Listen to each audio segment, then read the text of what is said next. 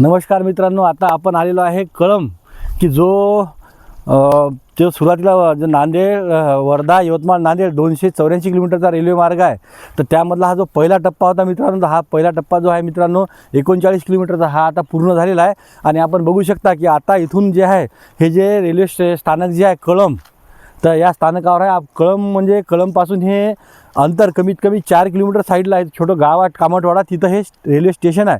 याची इत्थंभूत माहिती आता आम्ही तुम्हाला देणार आहे. आता बघू शकता आपण मित्रांनो, हे जे स्टेशन आहे सेम असंच रेल्वे स्टेशन दिग्रस, दारव्हा आणि पुसद, उमरखेड या ठिकाणी राहणार आहे मित्रांनो. हे बघू शकता आपण, हा जो ओरिजिनल जो स्पॉट आहे हा रेल्वेचा. आणि आपण या साईडला बघू शकता रेड सिग्नल दिसत आहे.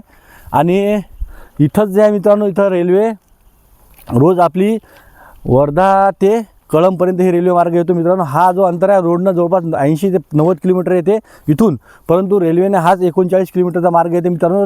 जर आपण बाय कार जर गेले, बाय बस जर गेले, तर कमीत कमी तुम्हाला वर्ध्याला जायला कमीत कमी तुम्हाला 1.5 ते पावणे 2 तास लागते. परंतु मित्रांनो, ही रेल्वे पॅसेंजर असूनसुद्धा जवळपास 40 मिनिटामध्ये तुम्हाला रेल्वेला सोडते. आणि याचं मिनिमम तिकीट आहे मित्रांनो फक्त 15 रुपये. 15 रुपयामध्ये तुम्ही कळंबहून वर्ध्याला जाऊ शकता. याची इत्थंभूत जी व्हिडिओ आहे आता आम्ही तुम्हाला उद्या देणार. आमचा उद्या सकाळी व्हिडिओ बघा. धन्यवाद.